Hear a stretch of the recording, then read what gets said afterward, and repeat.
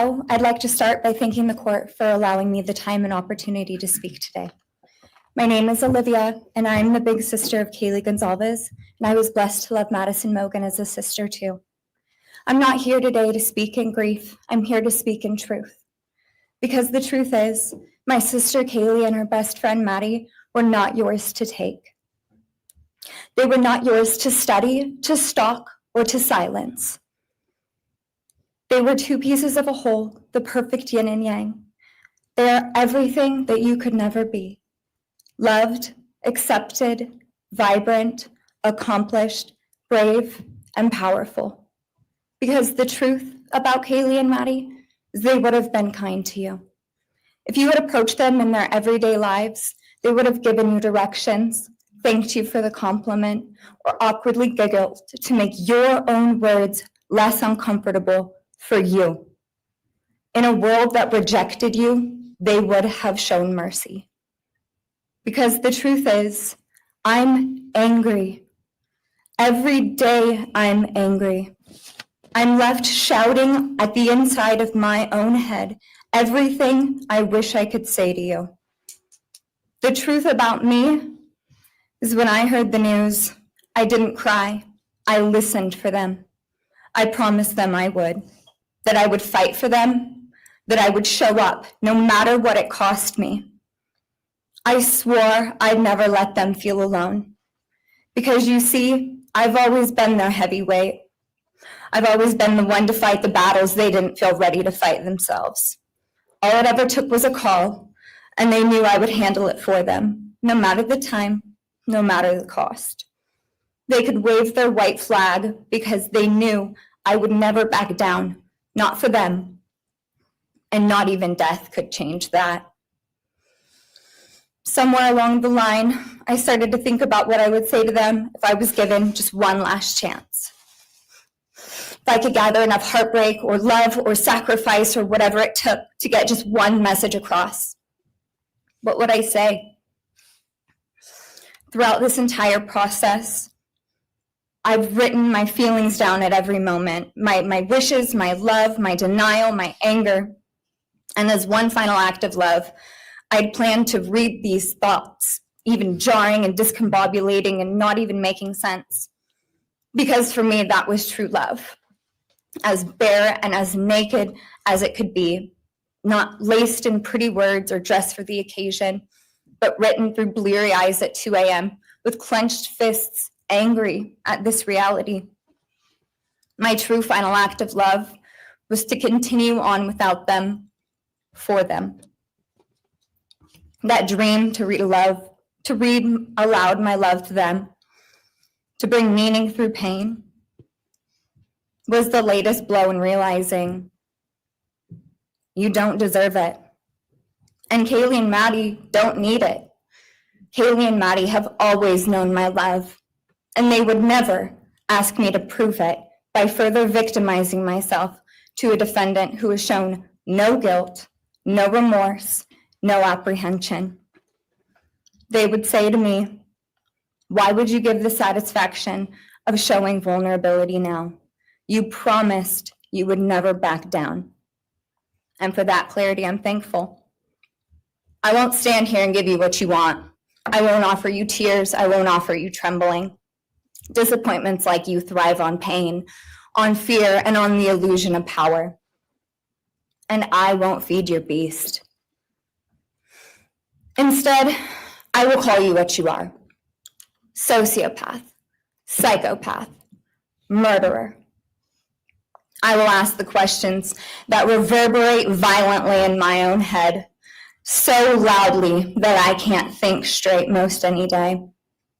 Some of these might be familiar, so sit up straight when I talk to you. How was your life right before you murdered my sisters? Did you prepare for the crime before leaving your apartment? Please detail what you were thinking and feeling at this time. Why did you choose my sisters? Before making your move, did you approach my sisters? Detail what you were thinking and feeling. Before leaving their home, is there anything else you did? How does it feel to know the only thing you failed more miserably at than being a murderer is trying to be a rapper. Did you recently start shaving or manually pulling out your eyebrows? Why November 13th? Did you truly think your Amazon purchase was untraceable because you used a gift card? How do you find it enjoyable to stargaze with such a severe case of visual snow? Where is the murder weapon?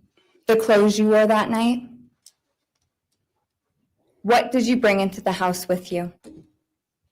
What was the second weapon you used on Kaylee? What were Kaylee's last words? Please describe in detail the level of anxiety you must have felt when you heard the Bearcat pull up to your family home on December 30th, 2022. Which do you regret more?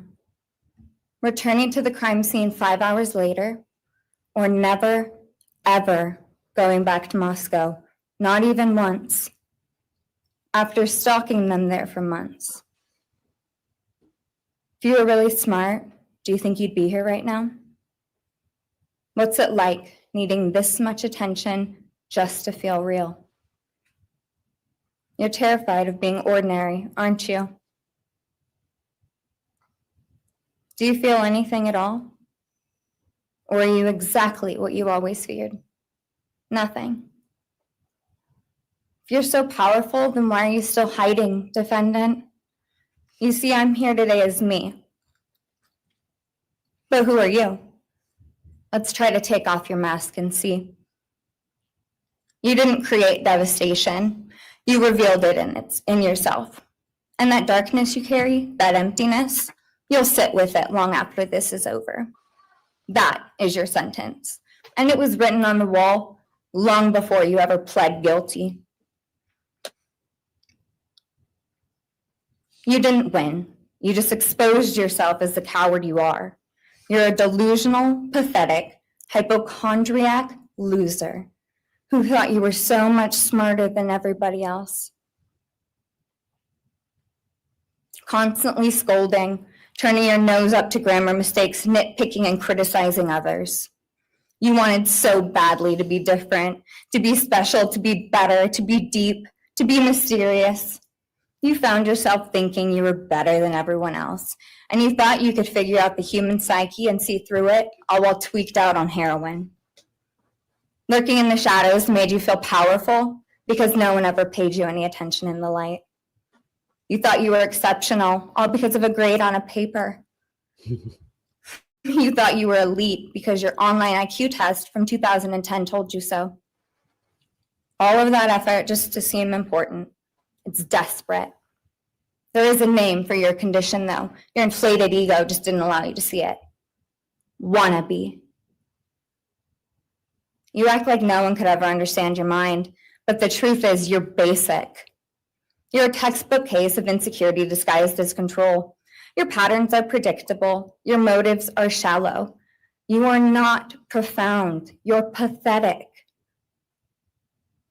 You aren't special or deep. Not mysterious or exceptional. Don't ever get it twisted again. No one is scared of you today. No one is intimidated by you. No one is impressed by you. No one thinks that you are important. You orchestrated this like you thought you were God. Now look at you, begging a courtroom for scraps. You spent months preparing, and still all it took was my sister in a sheath. You worked so hard to seem dangerous. But real control doesn't have to prove itself.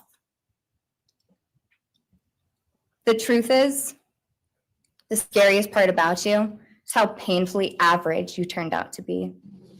The truth is, you're as dumb as they come. Stupid, clumsy, slow, sloppy, weak, dirty. Let me be very clear. Don't ever try to convince yourself you mattered just because someone finally said your name out loud. I see through you. You want the truth? Here's the one you'll hate the most. If you hadn't attacked them in their sleep, in the middle of the night, like a